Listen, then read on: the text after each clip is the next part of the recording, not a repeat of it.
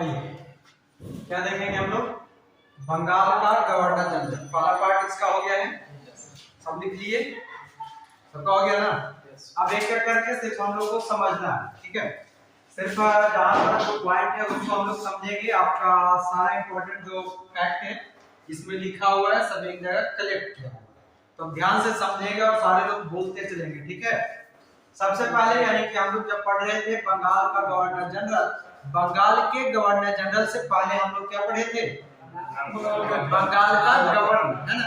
और उसके बाद एक नया एक्ट लाया जाता है, उस एक्ट के तहत बंगाल का गवर्नर जो होता है 1773 एक्ट के तहत अब वो पोस्ट किसमें बदल जाता है, बंगाल का गवर्नर जनरल के पोस्ट के रूप में बदल जाता है।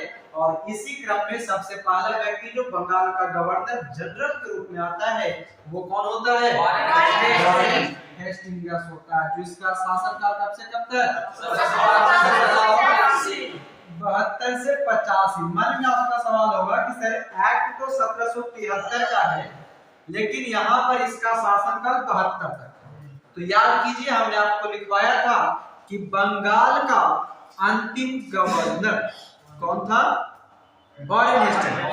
बंगाल का अंतिम गवर्नर वॉरेन हेस्टिंग्स और बंगाल का प्रथम गवर्नर जनरल वॉरेन हेस्टिंग्स। तो जब वो 1772 में बंगाल का गवर्नर बना तब तक वो था, फिर 1773 में एक्ट लाया गया, एक नया कानून संशोधित किया गया और उस कानून के तहत जो है ये पद अब बन गया क्या, बंगाल का गवर्नर जनरल। इसी कारण इसका शासनकाल 1772 से 1750।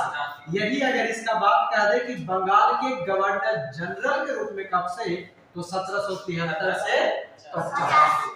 वॉरेन हेस्टिंग्स जब आता है तो इसके अंतर्गत कौन कौन सी काम की जाती है, तो सबसे पहला पॉइंट हमने जाना कि 1773 का कौन सा रेगुलेटिंग एक्ट के तहत बंगाल का गवर्नर पर अब बंगाल का क्या बन गया, बंगाल का गवर्नर जनरल। दूसरा पॉइंट इसके तहत कहा जाता है कि 1774 ईस्वी में ही कलकत्ता के अंतर्गत एक सर्वोच्च न्यायालय यानी कि सुप्रीम कोर्ट की स्थापना की जाती है। ध्यान रखेंगे उस समय 1774 में सुप्रीम कोर्ट कलकत्ता में था, जबकि वर्तमान में कहां पर है, दिल्ली, नई दिल्ली में सुप्रीम कोर्ट है। जिस समय 1774 का कलकत्ता सर्वोच्च न्यायालय बनाया गया उस समय मुख्य न्यायाधीश के रूप में किसको बनाया गया था, साथ ही साथ उसके सहायता करने के लिए 3 अन्य व्यक्तियों की नियुक्ति की गई। वो 3 व्यक्तियों में एक कौन था, चैम्बर्स। हमने आपको इसका एक ट्रिक भी बताया था याद करने के लिए, याद है। चैम्बर्स मतलब होता है ऑफिस यानी रूम, लिमेस्टर को हमने बदला था टेस्टर में, और हाइड का मतलब होता है छुपाना, यानी कि चैम्बर्स में हमने क्या छुपाया था, टेस्टर छुपाया था। तो उससे याद रखेंगे कि वो 3 व्यक्ति कौन था, चैम्बर्स। तीसरा पॉइंट कहता है कि 1784 ईस्वी में एशियाटिक सोसाइटी की स्थापना की जाती है। एक तरह की संगठन है जिसका स्थापना कौन करता है, तो सर विलियम करते हैं। पॉइंट तीनों याद रखेंगे, 1774 एशियाटिक सोसाइटी और विलियम, जो तीनों से सवाल पूछा जाता है। अगला पॉइंट कहता है कि विलियम विल्किंस नाम का एक अंग्रेज व्यक्ति हुआ करता था जिसने हमारा जो गीता यानी कि महाभारत की पूरी कहानी जिसके अंतर्गत समाहित है उसको अंग्रेजी में अनुवाद किसने किया, यानी कि गीता जो हमारा आता है वो संस्कृत में आता है, अब उसका हिंदी वर्जन भी आता है। जब लिखा गया था उस समय संस्कृत में, तो उसको अंग्रेजी में कन्वर्ट करने का काम कौन किया, तो दस्तक प्रथा। दस्तक प्रथा क्या होता है, फ्री पास। जैसे आप जाते होंगे रोड पर तो टोल टैक्स लगता है, कोई गाड़ी का टोल टैक्स लगता है, कुछ वैसा सरकारी वाहन या कोई ऐसा वाहन जो हॉस्पिटल वगैरह का एम्बुलेंस का रहता है उसको टैक्स नहीं लिया जाता है, उससे टोल टैक्स नहीं लिया जाता है।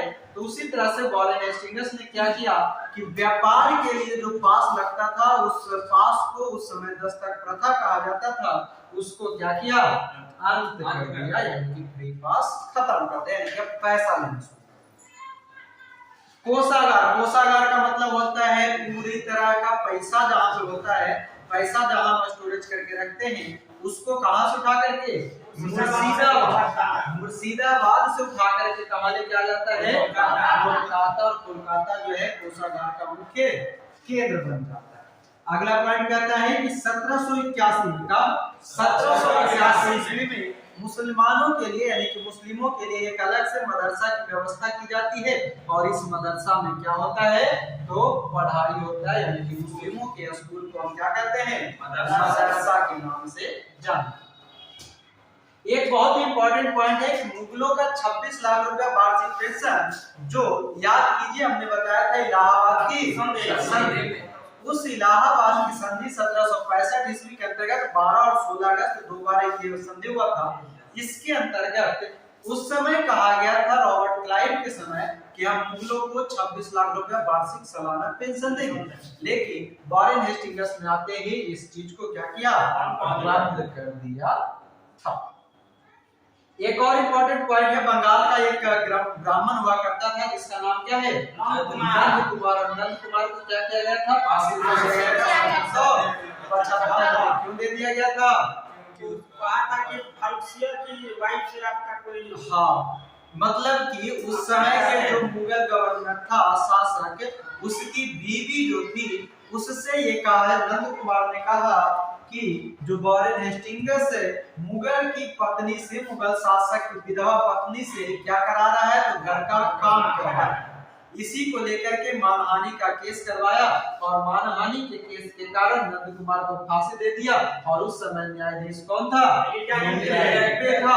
और एलिजा इब्बे का संबंध वॉरेन हेस्टिंग्स से कैसा है, तो मित्रता की संबंध है, यानी कि एक दूसरे का मित्र था। इस तरह वॉरेन हेस्टिंग्स के समय में ही 3 अलग-अलग संधियां होती है, इसको याद रखेंगे।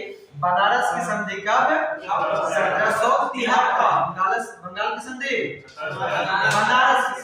बनारस की संधि 1773, बुंदेलखंड की संधि 1774, और हैदराबाद की संधि 1775। ये तीनों पॉइंट याद रखेंगे। और इस समय व्यक्ति कौन है, वहां का शासक चेतर सिंह, कहीं पर आपको चेत सिंह लिखा होगा, मिलेगा।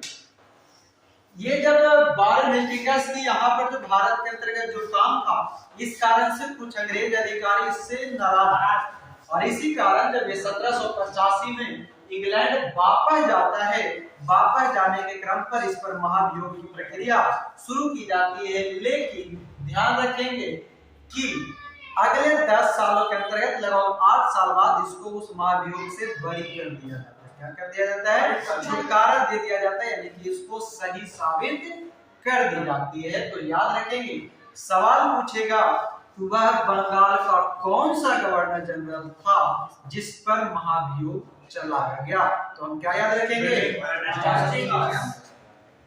यही वो वॉरेन हेस्टिंग्स है जिसके अंतर्गत जो है पहली बार मराठों के बीच युद्ध हुआ, जिसको हम मंगल मराठा युद्ध के नाम से जानते हैं, जो कि 1775 से 1782 ईस्वी के बीच में हुआ था।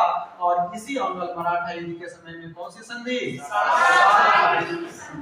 होती है, कब होती है सालाबाई की संधि, 1782।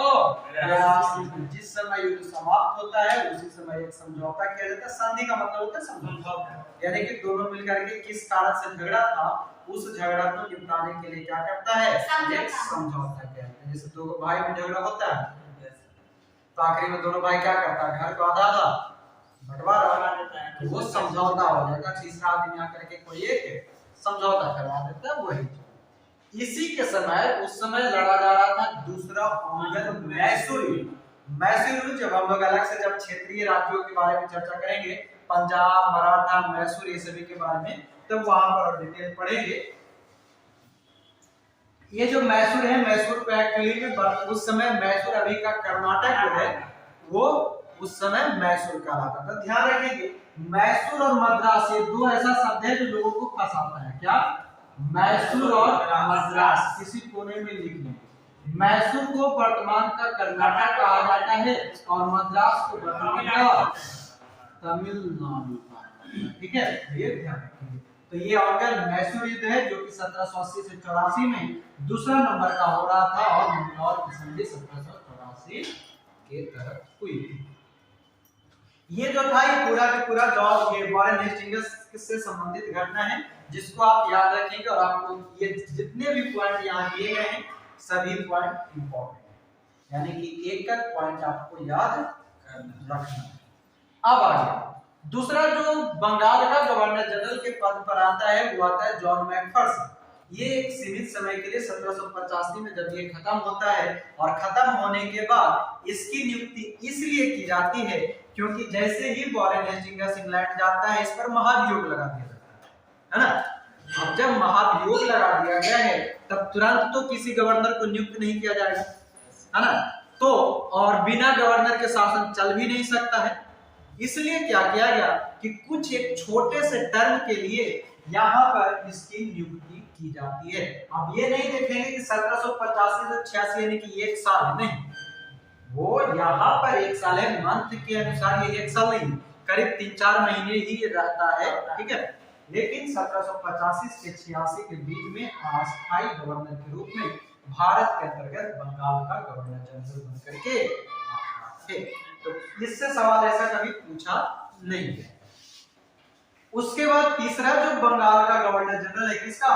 बंगाल का गवर्नर जनरल, तीसरा नंबर का जो कि सबसे खतरनाक है, ठीक है, इसका काम इंपॉर्टेंट हो जाता है। तो ये कौन है? Lord Cornwallis. लॉर्ड कॉर्नवालिस का शासनकाल कब से कब तक? 86 से 93। जब आपको इसका कार्यकाल याद रहेगा तभी आपको इससे संबंधित कुछ प्रश्न याद रहेंगे। तो कॉर्नवालिस का काल कब है? 1786 से 93। अब देखिए इसके जब कॉर्नवालिस जो था इसने गवर्नर जनरल का पद तो ऑलरेडी एक व्यक्ति के पास है, इसने ये कहा ब्रिटिश संसद में कि हम तभी भारत जाएंगे जब सेना का कमान भी मेरे हाथ में हो, यानी कि सेनापति का पद भी गवर्नर जनरल के हाथों में दे दिया जाता है। उसके बाद कॉर्नवालिस भारत बंगाल का गवर्नर जनरल बनकर के प्रवेश करता है। क्लियर है? सेनापति का पद उसको कहा जाता है जो सेनाओं का प्रमुख हो। सेनाओं के प्रमुख को क्या कहा जाता है? सेनापति, यानी कि इसने सेना को अपने अंडर कर लिया। ये वही व्यक्ति है लॉर्ड कॉर्नवालिस जिसने कहा कि ऐसे पहले नियुक्ति क्या होती थी ना कि मतलब किसी को भी ऐसे उठा के ले आओ, अगर हमको इनसे थोड़ी बहुत प्रेम मोहब्बत है, थोड़ी सी बनती है तो इनको हमको एक पोस्ट दे दी, ऐसा, ठीक है। लेकिन इसने कहा कि नहीं, अब जो कोई भी सरकारी पद पर व्यक्ति आएगा वो वही व्यक्ति आएगा जिसमें उस पद की योग्यता। एक समय था बिहार में करीब 2000 के पहले, 1995 के बीच में, हाँ 2005 से पहले कह सकते हैं, लालू यादव का सरकार, सबको बुला करके नौकरी दिया जाता था, ठीक है।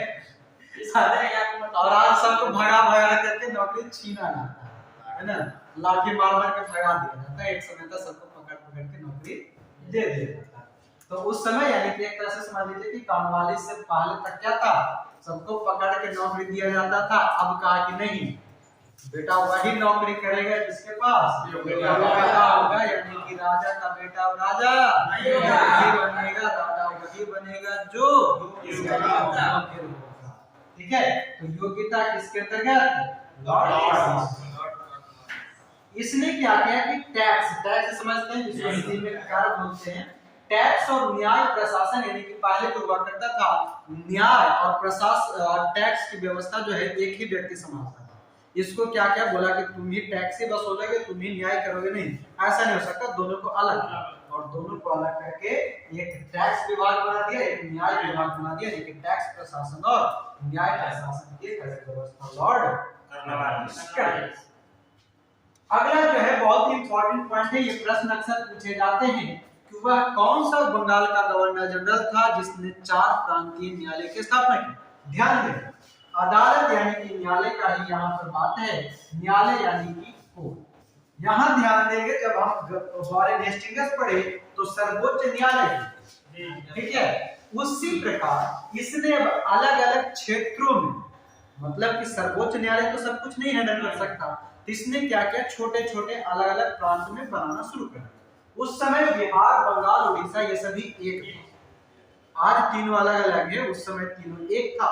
तो उस समय इंपॉर्टेंट जो रखता था वो बंगाल और बिहार रखता था, इसलिए बंगाल के अंतर्गत, बंगाल बहुत बड़ा एरिया है, तो बंगाल के अंतर्गत 3 अलग अलग न्यायालय बनाए गए। कहां पर? एक कलकत्ता के अंतर्गत, एक ढाका के अंतर्गत और एक मुर्शिदाबाद।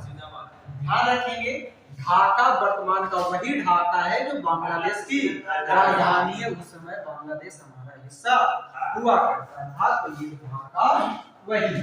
और एक बनाया बिहार के अंतर्गत, बिहार के अंतर्गत कौन सा? पटना।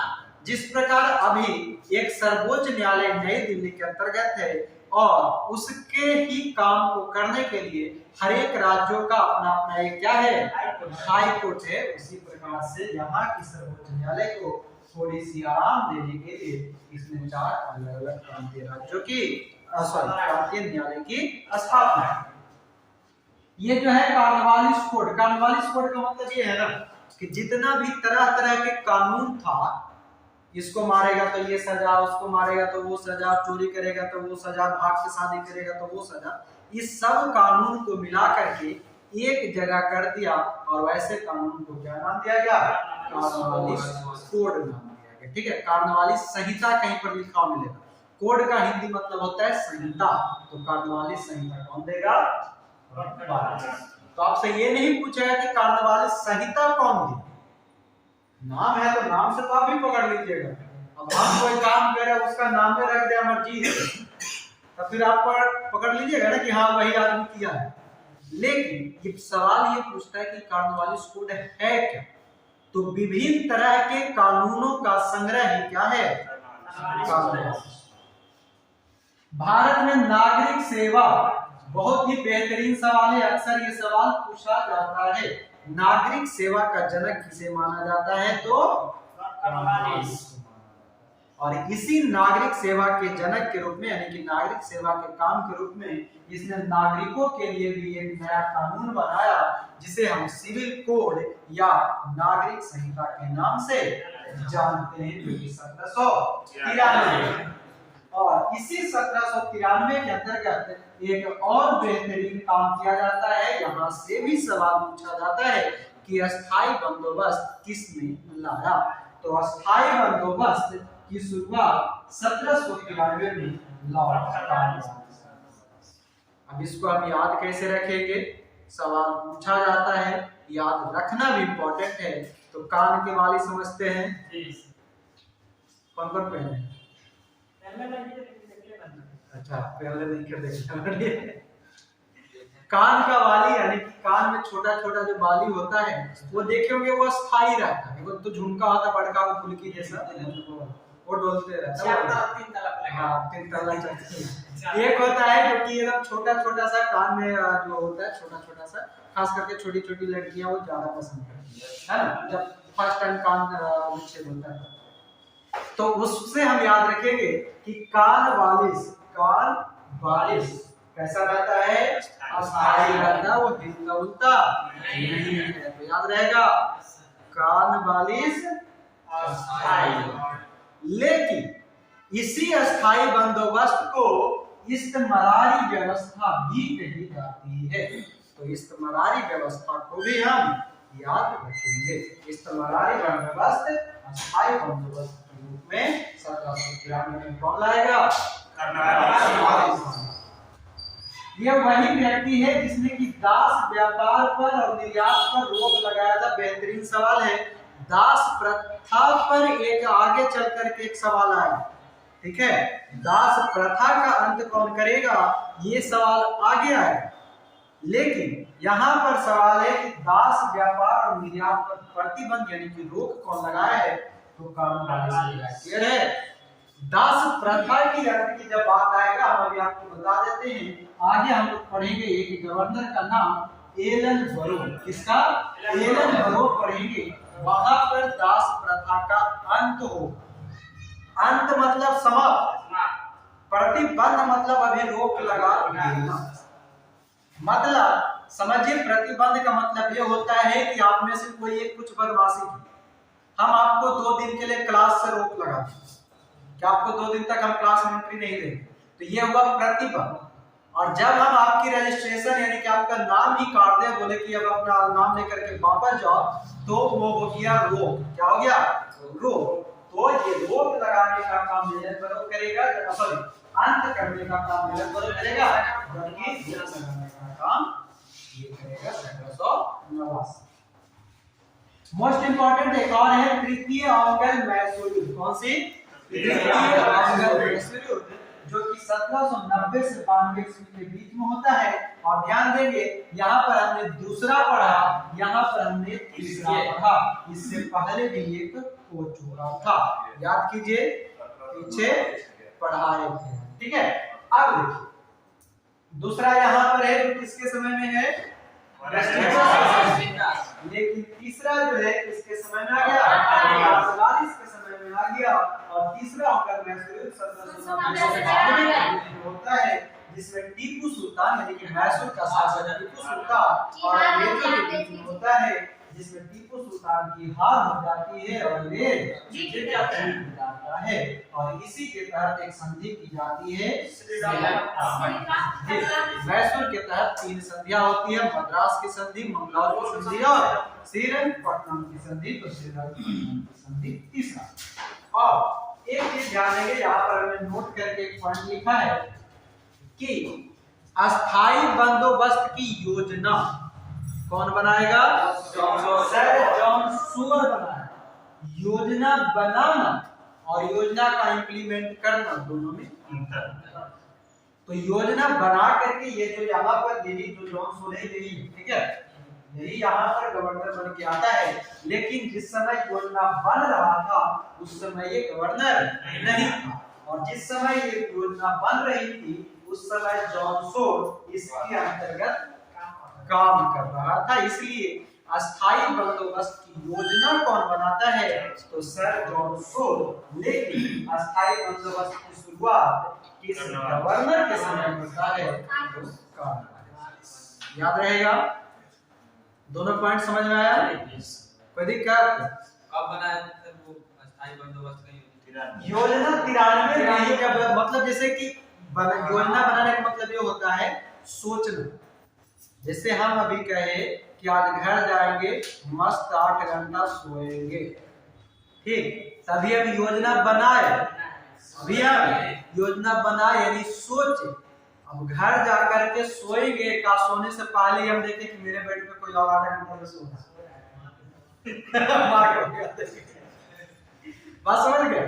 यानी कि कहने का मतलब ये होता है, योजना बनाने का मतलब होता है सोचना, यानी कि तब तक आप सोचेंगे जब तक कोई और कर जाएगा तो वो अलग चीज हो गया, नहीं तो उसको लागू। बात समझ गए? हम पढ़ेंगे, तब तक हम पढ़ेंगे कि योजना बना रहे, तब तक कोई और पढ़ के निकल गया। बात समझ गए? तो ये होता है योजना बनाना, अपना सोच हुआ, और उस पर इम्प्लीमेंट करना हुआ हमारा काम। बात समझ गए? तो योजना बनाने का काम करेगा, ये बोला इसको कार्नवालिस को, सुन वो देख तो कनवलवा जो कन्या के बाल है वो अच्छा लग रहा है, अच्छा लग रहा है, तो ये कह ही रहा है कि हम कनवाली खरीद देंगे, तब तक ये जाके खरीद के लेके आ गया। आप समझ गए ना? तो वही है कि अस्थाई बंदोबस्त की योजना जॉन सूअर ने बनाया, लेकिन शुरुआत कौन कर दिया, कार्नवालिस। अब अगला क्रम में जो है बंगाल का गवर्नर जनरल का अगला क्रम है, वह है सर जॉन सूअर। कौन है? सर जॉन सूअर, जो कि कार्नवालिस की घटना खत्म होते ही वो आता है 5 साल के लिए, 1793 से 1798 के बीच में। इससे जो सबसे ज्यादा प्रश्न पूछा जाता है, ये यही प्रश्न पूछा जाता है कि हस्तक्षेप की नीति कौन लाया था, सूअर। अब सवाल होगा कि हस्तक्षेप का मतलब होता क्या? हम आपको परमिशन नहीं दिए किसी काम को करने के लिए, फिर भी आकर के वो आप काम कर रहे हैं, यानी कि जबरदस्ती वाला। आप समझ गए? यानी कि जो परमिशन हम आपको नहीं दिए हैं वही परमिशन आकर के आप मतलब वही काम आप कर रहे हैं, तो उसको कहा जाता है हस्तक्षेप करना। जैसे देखिए यहाँ पर हमने सवाल लिखा होगा कि सर जॉन ने केवल अवध के मामला में हस्तक्षेप किया। अवध एक मतलब कि अलग, अवध एक अलग प्रांत था, जैसे बंगाल, अवध, मैसूर, पंजाब ये सभी था, उसी तरह से अवध भी एक अलग प्रांत था। उसके अंतर्गत कोई भी जो लड़ाई वगैरह चल रहा था उसमें जाकर के सर जॉन सोल ने क्या किया था, हस्तक्षेप कर दिया। तो हस्तक्षेप विधि का प्रतिपादन कौन करेगा, अब इसको हम कैसे याद रखेंगे, अब हम कहें कि बच्चा कोई हल्ला नहीं करेगा, कोई शोर नहीं मचाएगा, और आप कहेंगे और शोर मचाना, मतलब हमारे विरुद्ध काम करना, यानी कि हस्तक्षेप कर देना, हस्तक्षेप कर देना यानी शोर मचा देना। तो हस्तक्षेप की नीति कौन, हम यहाँ मस्त अभी गाना सुन रहे हैं मस्त हेडफोन लगा करके, आप लगा करके खूब हल्ला कर रहे हैं, हम बोल रहे हैं कोई शोर नहीं करेगा और जोर से शोर करेगा, है ना, तो क्या होगा, हस्तक्षेप कर दिया, यानी कि आप जो है मेरा बात को सुन करके अनसुना कर, तो वहां से रिलेट करके याद रखेंगे कि हस्तक्षेप की विधि कौन लाएगा, शोर लाएगा। कट रहा है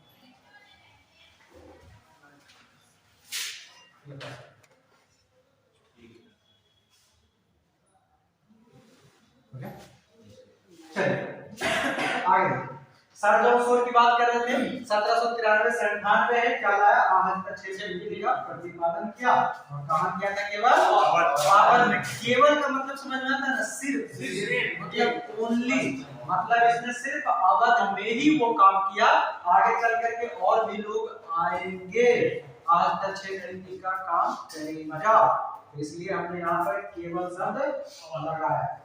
अब देखिए ये एक युद्ध का नाम पूछा जाता है, ठीक है, इसमें क्या हुआ था, तो खुर्दा का युद्ध 1795 में हुआ था, जो कि मराठा और निजाम के बीच में हुआ, किसके बीच में, मराठा और निजाम के बीच में, जिसमें मराठा जीत जाता और निजाम हार जाता है। ये जब हम मराठा काल सीक्वेंस पढ़ेंगे उसके अंतर्गत और भी बेहतरीन तरह से समझेंगे। और इसी के समय अहमद शाह अब्दाली ये निजाम ही था, अहमद शाह अब्दाली का पोता जमान शाह का आक्रमण भी होता है किसके समय में, सद्दाम के समय में, और ये आक्रमण किस पर नहीं करता, आक्रमण किस पर करता है, क्योंकि ये दोनों के बीच में युद्ध होता है, युद्ध के कारण कुछ क्षति होती है, और इसी क्षति को भरपूर करने के लिए कौन आता है, अहमद शाह अब्दाली का पोता मराठा से लड़ने। ये हमने जान लिया कि केवल कहां पर हस्तक्षेप किया था, और ये वही गवर्नर है जिसके समय में 1793 का चार्टर एक्ट पारित होगा, क्या होगा, 1793 का चार्टर एक्ट पारित होगा, और इसी के तहत फिर आगे की सारी काम क्या जो 73 का था ना, उसको थोड़ा सा, जब रेगुलेटिंग एक्ट का मतलब होता है रेगुलेशन करना, मतलब कानून चलाना, अब हुआ कि और अच्छी तरह से इसको क्या करना है कि व्यवस्थित रूप से, मतलब एकदम कह सकते हैं स्थायी रूप से, एकदम कोड बाय कोड हम लिख दिए कि करना है तो करना, ठीक है, तो उसके लिए चार्टर एक्ट बनाया गया। देखिए ये भी सवाल पूछा जाता है, आपका सवाल अच्छा, लेकिन ये चीज हम पढ़ेंगे कहां, पॉलिटिक्स, ये पूछा जाता है कि आखिरी रेगुलेटिंग एक्ट कब आया, ठीक है, तो 1773 का रेगुलेटिंग एक्ट आखिरी होता है, ठीक है, और उसके बाद से चार्टर एक्ट शुरू हो जाता है, उसके बाद फिर अधिनियम शुरू हो जाता है, ये सब हम पढ़ेंगे पॉलिटिक्स, ठीक है। तो 1793 का चार्टर एक्ट का फिर कुछ घटनाएं शुरू होती है, यहाँ तक में किसी को कोई दिक्कत। हमने क्या पढ़ा, बंगाल का गवर्नर जनरल के अंतर्गत अभी बहुत सारे लोग हैं, लेकिन अभी हम लोग कितना पढ़े हैं, 4।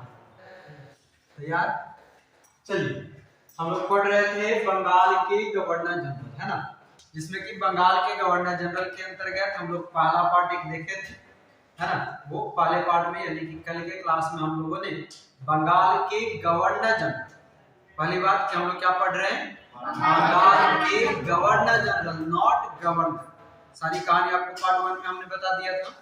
अब इस क्लास में हम जानेंगे, कल की क्लास में हमने टोटल 4 गवर्नर जनरल के बारे में पढ़ चुका था, आज की क्लास में हम 5वां से लेकर के यहाँ तक में बंगाल का गवर्नर जनरल समाप्त हो जाता है, ठीक है। आगे जो अगला व्यक्ति आता है इसके आगे उसको हम पढ़ेंगे भारत के गवर्नर जनरल के रूप में, कुछ समय के लिए वो बंगाल का गवर्नर जनरल के रूप में रहेगा, लेकिन हम उसको भारत के गवर्नर जनरल के रूप में पढ़ेंगे, इसलिए हमने यहाँ पर उस व्यक्ति का नाम नहीं लिखा। अब एक एक करके हम जानेंगे ये सभी जो गवर्नर जनरल था कहाँ का, बंगाल का या भारत का, बंगाल का। ये अपने अपने समय में क्या क्या काम किया और इससे बनने वाले हमारे एग्जाम में कौन कौन से प्रश्न इंपॉर्टेंट है वो हम ध्यान करेंगे। तो सबका हो गया होगा लिखा हुआ। अब यहाँ पर फोकस करेंगे, जिनका छूट गया है वो जब समझा देंगे उसके बाद लिख लीजिएगा, ठीक है। मगर पूरा फोकस अब आपका यहाँ बोर्ड पर होना चाहिए, क्लियर है। तो सबसे पहले कल जो है हम लोगों ने सर जॉन शोर्ट्स तक की कहानी पढ़ा था। आज जो 5वां नंबर है वह है हमारा लॉर्ड वेलेस्ली। और लॉर्ड वेलेस्ली का जो शासनकाल है वो 1798 से 1805 के बीच में। जो लॉर्ड वेलेस्ली था ये खुद को कहाँ का, तो बंगाल का शेर कहता था। बंगाल का शेर, कहाँ का, बंगाल का शेर। तो पूछा जाता है कि वह कौन सा गवर्नर जनरल था जो स्वयं को बंगाल का शेर घोषित किया, तो कौन सा, लॉर्ड वेलेस्ली। लॉर्ड वेलेस्ली के समय का एक बहुत ही महत्वपूर्ण घटना है, वह है सहायक संधि। कल के क्लास में हम लोगों ने पढ़ा था सहायक संधि के बारे में कि एक फ्रांसीसी गवर्नर हुआ करता था डुप्ले। डुप्ले ने सबसे पहले भारत के अंतर्गत सहायक संधि का प्रयोग किया और उसके बाद उसी प्रयोग को भारत में लागू करने का काम कौन करता है, तो लॉर्ड वेलेस्ली।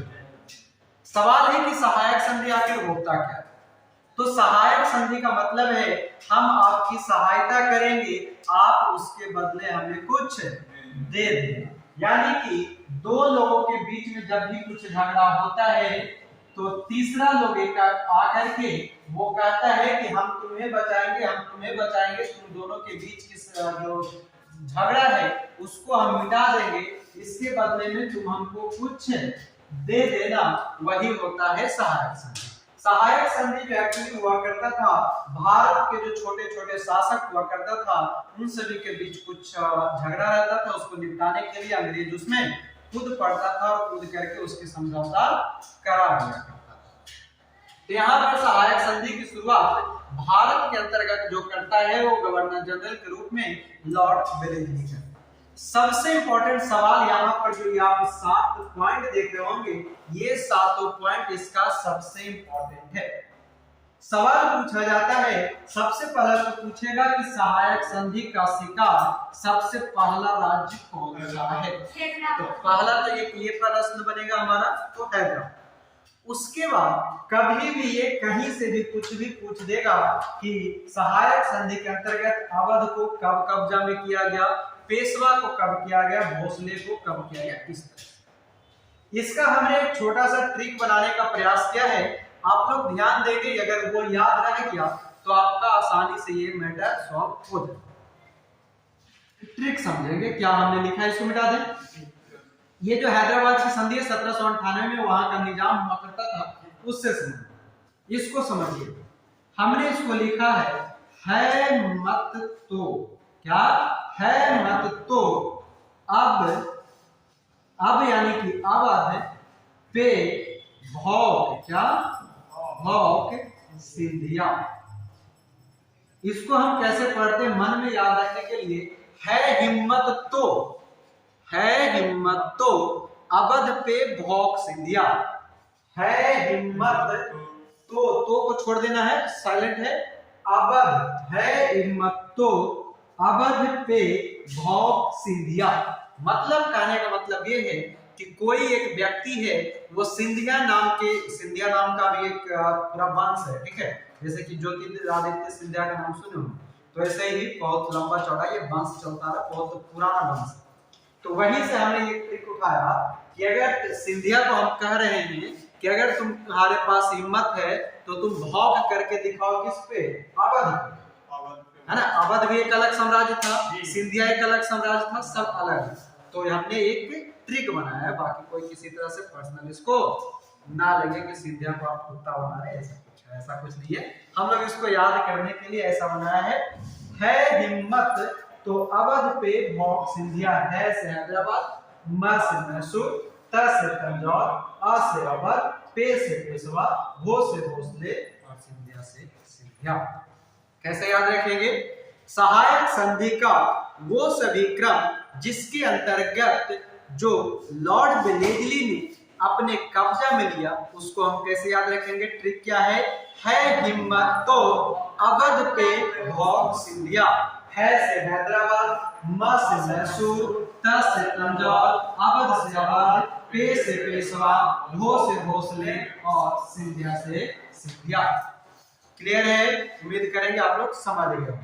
अब कभी कभी सवाल पूछा जाता है इसका ईस्वी से संबंधित, तो ईस्वी देखेंगे कैसे है, या कभी कभी यही सवाल आपको क्रमागत रूप से, किस रूप से? क्रमागत रूप से पूछ देता है कि निम्न में से इसका क्रम लगाओ। तो क्रम में भी हम यही जो सीक्वेंस यहाँ लिखा हुआ है वही याद रखेंगे। अब सवाल होगा कि सर यह भी 99 या भी 99, मंथ का डिफरेंस, ठीक है, पहले इसको कब्जा में लेता है तब इसको। तो सबसे पहले हैदराबाद 1798, उसके बाद मैसूर और तंजौर 99, और 99 के बाद देखिए एक साल गैप है ना। यही एक याद रखने वाली चीज है कि 1800 में कोई भी सहायक संधि नहीं हुआ है। उसके बाद 1 2 3 4, अगर ये हिम्मत आपको याद है तो फिर ये सीक्वेंस भी आपको याद है। क्लियर है? आगे जब लॉर्ड वेलेस्ली गवर्नर बनकर के आया उसी समय भारत के अंतर्गत दूसरा आंग्ल मराठा युद्ध, कौन सा? मराठा, यानी कि मराठों से संबंधित युद्ध चल रहा था, जो कि 1803 से 1805 के बीच हुआ, और इसी को समाप्त करने के लिए एक संधि हुई थी जिसे हम बस्ती की संधि कहते हैं। 1803 से 5 तक संधि पहले हो जाता है, इसी संधि के कारण झगड़ा हो जाता है। हाँ, इसी संधि के कारण झगड़ा हो जाती है। दूसरा आंग्ल मराठा युद्ध की जो शुरुआत की बात है, इसी के कारण ये झगड़ा हो जाता है। तो इसलिए कौन सी संधि? दूसरा आंग्ल मराठा युद्ध के समय बस्ती की संधि होती है 1802। इसी समय फिर होता है चौथा आंग्ल मैसूर युद्ध। मैसूर हम किसको कहते हैं? कर्नाटक। कल भी हमने बताया था कि मैसूर और मद्रास दोनों में डिफरेंस है। मैसूर किसको और मद्रास किसको? मैसूर कर्नाटक को, मद्रास तमिलनाडु को। मैसूर कर्नाटक को, जबकि मद्रास वर्तमान का तमिलनाडु। क्लियर है? हाँ, तो चौथा आंग्ल मैसूर युद्ध 1799 में होता है, और इस समय एक संधि कर ली जाती है, सहायक संधि। ऐसे बहुत सारे किताब में आपको ये संधि की चर्चा नहीं मिलती, ठीक है। तो ये कौन सा आंग्ल मैसूर युद्ध इस समय होता क्या है कि टीपू सुल्तान जो मैसूर के शासक थे उनकी मृत्यु हो जाती है, और इस कारण से चौथा आंग्ल मैसूर युद्ध के बाद कोई भी मैसूर युद्ध नहीं होता। तो चौथा आंग्ल मैसूर युद्ध कब? 1799। अगला आता है कि कोलकाता में फोर्ट विलियम कॉलेज। ये सवाल अभी हाल फिलहाल में भी पूछा गया है कि फोर्ट विलियम कॉलेज की स्थापना कौन किया है? तो लॉर्ड वेलेस्ली करेगा, और कब करेगा? 1800 ईस्वी में करेगा। और एक सवाल ये कभी कभी पूछा जाता है कि वेलेस्ली को किसका अनुयायी माना जाता है? अनुयायी मतलब भक्त, अनुयायी मतलब भक्त, तो वो किसका भक्त है? मैकियावेली का भक्त अनुयायी माना जाता है। क्लियर है? यहाँ तक क्या क्या हमने पढ़ा? वह कौन सा गवर्नर है जो खुद को बंगाल का शेर कहता है? वेलेस्ली।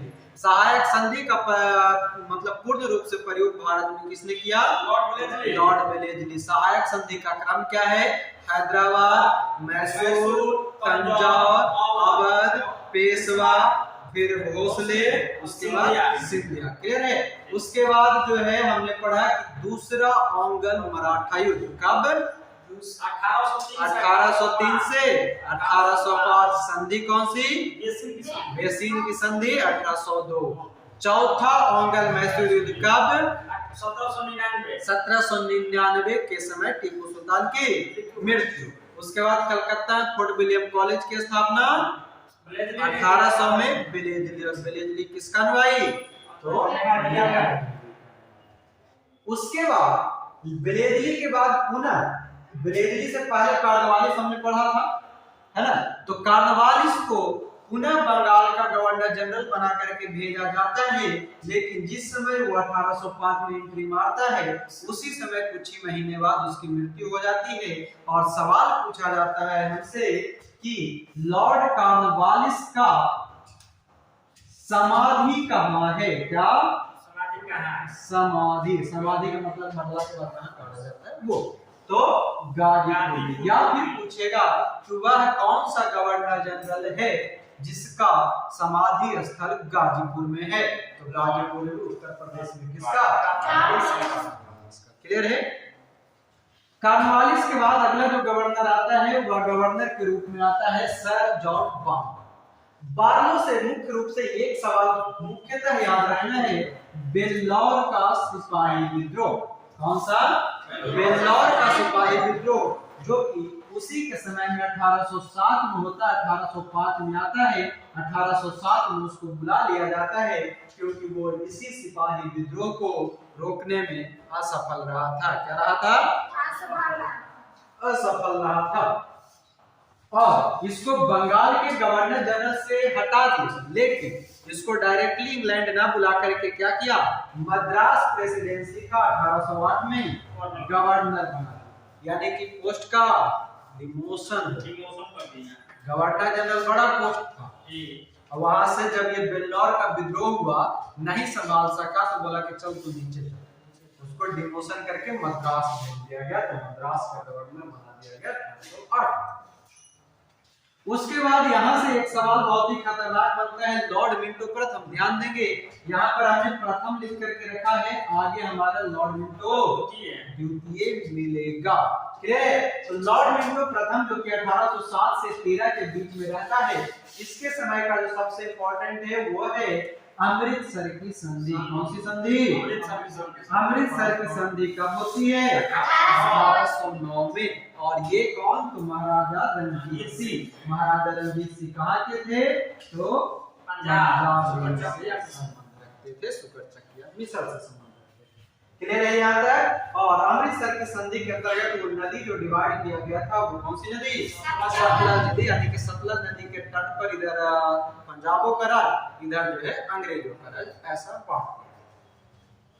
यही लॉर्ड मिंटो द्वितीय प्रथम के रहते ही 1813 का चार्टर एक्ट आता है। इस सभी के बारे में हम चर्चा विस्तृत रूप से पॉलिटी में करेंगे। कहाँ करेंगे?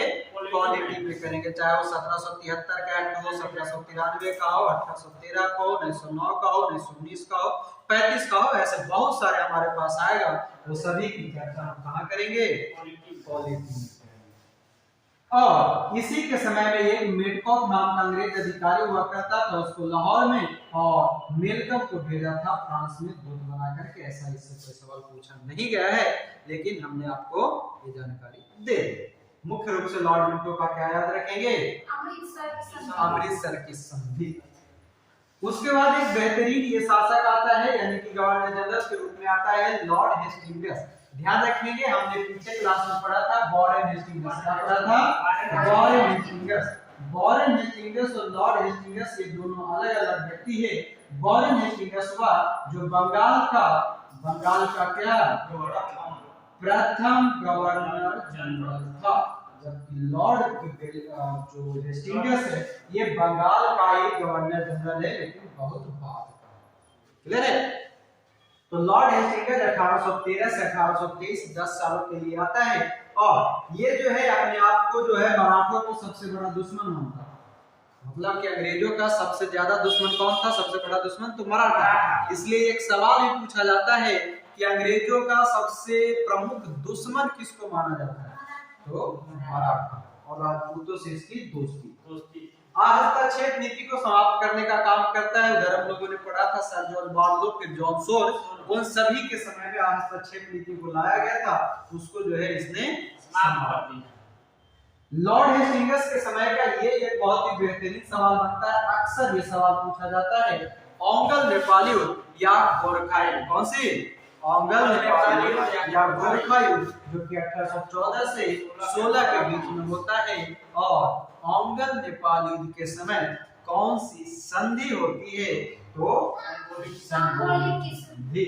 और संगोली की संधि कब होती है? 1816 में होती है। उसके बाद सिक्किम को स्वतंत्र घोषित किया जाता है।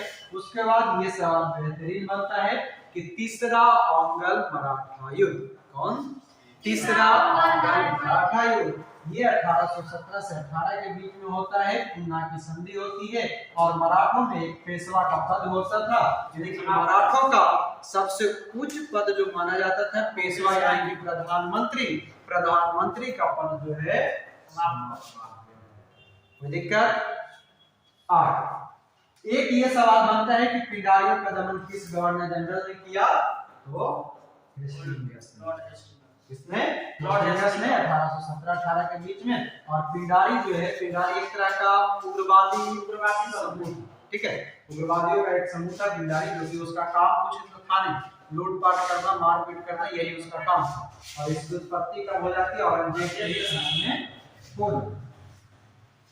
उसके बाद 1818 ईस्वी में बम्बई प्रेसिडेंसी जो टोटल था, वो टोटल कितने प्रेसिडेंसी?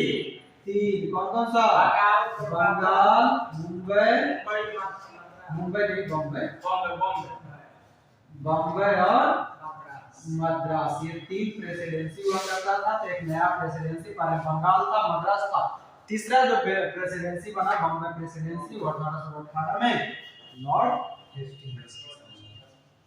1818 में प्रेस की स्वतंत्रता दे दी, मतलब प्रेस को जो इच्छा करे लिमिट में रह करके काम करो, ये स्वतंत्रता दी गई 1818 में। और मोस्ट इंपोर्टेंट, प्रथम काश्तकारी अधिनियम यानी कि टेनेंसी एक्ट 1822 किसके समय में? हेस्टिंग्स के समय। सवाल है काश्तकारी अधिनियम होता क्या? तो काश्तकारी अधिनियम अभी फिलहाल आप खाली इतना याद रखिए, ये भूमि से संबंधित है। किससे?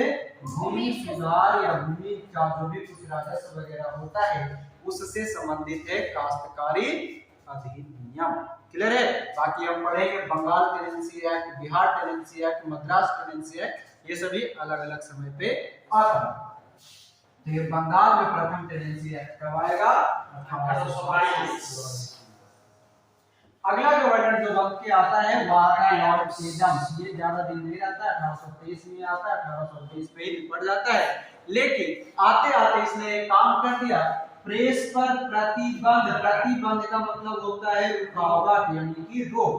यहाँ पर देखिए प्रेस की स्वतंत्रता दी, लेकिन जैसे ही एडम्स आया इसने प्रेस पर प्रतिबंध लगाया। क्या किया? प्रेस पर प्रतिबंध मतलब रोक, ठीक है।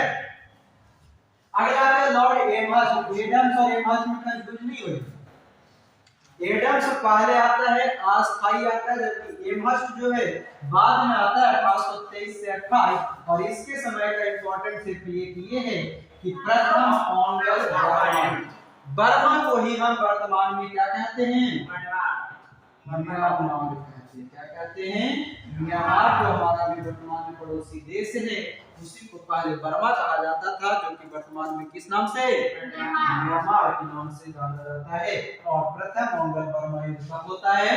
तो 1824 से 26 में। और इस समय संधि कौन सी? तो यहाँ संधि होती है 1826। क्लियर है? उसके बाद बैरकपुर का सैन्य विद्रोह। यहाँ पर भी एक सवाल कंफ्यूजन हो, बैरकपुर, बैरकपुर जो जगह है ये है आपका बंगाल में। कहां पर? बैरकपुर जो है बंगाल में है, लेकिन ध्यान देंगे यहाँ पर इस पे लिखा गया होगा 1824। कब? 1824। लेकिन आगे चल करके हम और पढ़ेंगे एक घटना 1857। क्या पढ़ेंगे? 1857 की जब हम घटना पढ़ेंगे उस समय भी इसी बैरकपुर की चर्चा होगी, ठीक है। तो उस समय बैरकपुर छावनी यानी कि कैंप की चर्चा करेंगे, जबकि यहाँ पर बैरकपुर जगह पर जो विद्रोह हुआ था उसका विद्रोह 1824। यहाँ पर भी सैनिकों का विद्रोह है, 1857 में भी सैनिकों का ही विद्रोह रहेगा, लेकिन दोनों अलग अलग समय में है। क्लियर है? बैरकपुर का सैन्य विद्रोह जब 1824 की चर्चा करेगा तो लॉर्ड एमहर्स्ट की बात करेंगे, जबकि बैरकपुर का सैन्य विद्रोह 1857 की चर्चा करेगा तो लॉर्ड कैनिंग की बात करेंगे। किसका? लॉर्ड कैनिंग का बात करेंगे। क्लियर है? बात समझ में आ गया? 1824 के जब सैन्य विद्रोह की बात करेगा तो गवर्नर जनरल एमहर्स्ट, 1857 के बैरकपुर सैन्य का बात करेगा तब लॉर्ड कैनिंग गवर्नर के रूप में रहेगा। ठीक है, तो ये हो गया बैरकपुर का सैन्य विद्रोह 1824। उसके बाद कलकत्ता में संस्कृत विद्यालय की स्थापना कब 1824 में लॉर्ड केम्प। यहाँ तक क्लियर है? उम्मीद करेंगे यहाँ तक आप सभी का क्लियर। इसके बाद जो एक गवर्नर आता है वो आता है लॉर्ड विलियम बेंटिक। कौन आता है? Lord William Bentinck. इस बेंटिक को हम आगे जो हमारा अगला जो पद है वो पद अब बदलने वाला है। क्या? अब बंगाल के गवर्नर जो है इसके जगह पर अब भारत का गवर्नर आएगा, जो कि हम अगले क्लास में पढ़ेंगे। यहाँ तक में किसी को कोई दिक्कत? पुनः एक बार फास्ट फटाफट समझिए। सबसे पहले यानी कि आज की क्लास का पहला जो है वह है लॉर्ड वेलेस्ली। लॉर्ड वेलेस्ली ध्यान से बस सब खाली मनी मन बोलते जाइएगा, हम एक बार रिवाइज कराएंगे, सब बाकी मनी मन बोलेंगे। लॉर्ड वेलेस्ली जिसका शासन काल आपका 1798 से कब तक 1805 तक। क्या कहेगा? बंगाल का शेर घोषित करेगा, सहायक संधि को मजबूती से लागू करेगा, हैदराबाद, मैसूर, तंजौर, अवध, पेशवा, सिंधिया 1798, 1799, 1799, 1801, 1802, 1803, 1804। ये क्या है? सहायक संधि। उसके बाद द्वितीय अंग्ल मराठा युद्ध जो कि 1830 से 1805 में, और संधि कौन सी? बसीर की संधि 1802। ठीक है। उसके बाद चौथा अंग्ल मैसूर युद्ध 1799, फिर कोलकाता में फोर्ट विलियम की स्थापना 1800 और मैकियावेली की अगुवाई। ये सभी किसका? Lord Wellesley. उसके बाद गवर्नर के रूप में लॉर्ड कॉर्नवालिस आता है, 1805 में आता है। आते ही 1805 में कुछ ही समय के बाद उसकी मृत्यु हो जाती है, जिसका समाधि कहाँ? गाजीपुर, उत्तर प्रदेश। उसके बाद आता है सर जॉर्ज बार्लो 1805 से 7। बार्लो का क्या है? 5 से 7 है। कौन सा विद्रोह? वेल्लोर का विद्रोह। कब? 1807 में। और सर जॉर्ज बार्लो को गवर्नर कहाँ पर? मद्रास का बनाया गया। कब? 1808। बार्लो के बाद कौन आता है? मिंटो प्रथम 1807 से 1813, यानी कि 7 और कितना? 10 6 साल। ठीक है, 6 साल के लिए। लॉर्ड मिंटो प्रथम के समय का सबसे महत्वपूर्ण घटना कौन सा? अमृतसर की संधि। अमृतसर की संधि कब? 1809 में। कौन सा राजा? कौन? महाराजा रणजीत सिंह। राजा कौन? महाराजा रणजीत सिंह। 1813 का चार्टर एक्ट पारित होगा मेट्रो ऑफ लाहौर में, और वेलकम को फ्रांस में। उसके बाद आता है लॉर्ड हेस्टिंग्स जिसका शासनकाल 10 साल के लिए रहेगा। कब से कब तक? 1813 से 23 तक। लॉर्ड हेस्टिंग्स का सबसे महत्वपूर्ण काम गोरखा 1814 से 16 कौन सी संधि? कब? 1816। उसके बाद हस्तक्षेप नीति को समाप्त करेगा, मराठों को दुश्मन मानेगा, राजपूतों को मित्र मानेगा और सिखों को स्वतंत्र करेगा। तीसरा अंग्ल मराठा युद्ध 1817 से 1818। तीसरा अंग्ल मराठा युद्ध की संधि पूना की संधि, पूजा की संधि पूना पूजा लिख दिया है, उसी बार भी हम पूजा बोल लेते हैं। पूना मतलब ये महाराष्ट्र में है। हां, जहां हम वही तो हम भी सोच रहे हैं पूजा की संधि बोलते नहीं।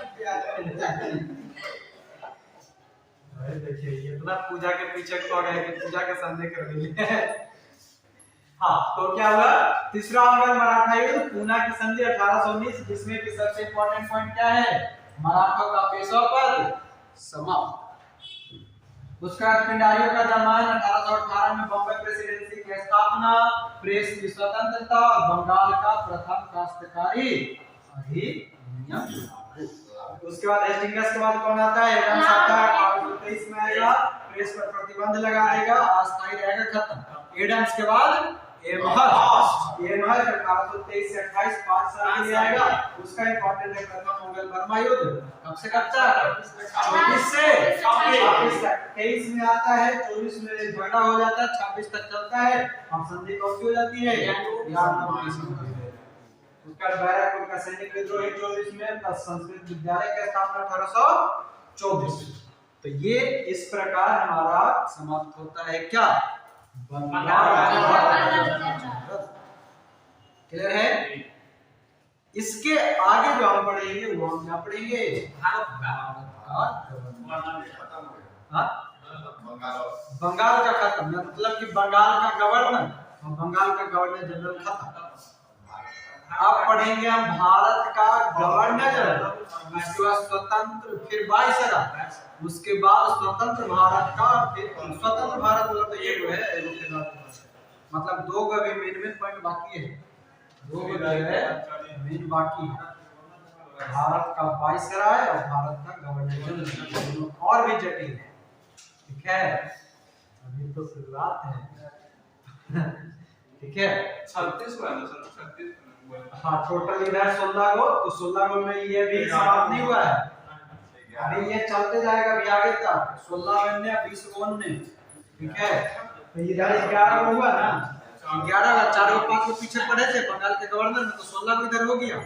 अब यहाँ से पढ़ेंगे भारत का गवर्नर, और ये सभी जो हम पढ़ रहे हैं ना, जो 16 और 20 में बांटे थे, वो 16 गो जो है ब्रिटिश कंपनी के अंतर्गत शासक था, और जो 20 गो है वो ब्रिटिश सम्राट के अंदर।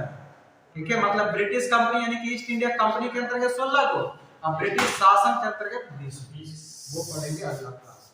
अब दोनों पार्टनर पूजा के साथ ही कर दिए थे। हां, दोनों पार्टनर एक ही के पीछे लगे बैठ गए। तो कहीं जाएंगे, अगला छुट्टी दे रहे हैं, बायोलॉजी कौन पढ़ेगा? कहीं जाएंगे, आपकी ननद कहीं जाएंगी, ननद को जाने दीजिए, बाबू ले आइए उसको, यही पढ़ेगा। क्या दिक्कत है, वो हमको देखेगा तो शांति से बैठ जाएगा, हमको देख के सब बच्चा शांत हो जाता है। हमारे बाबू ने सब इसको लेके भी चला। अच्छा ठीक है।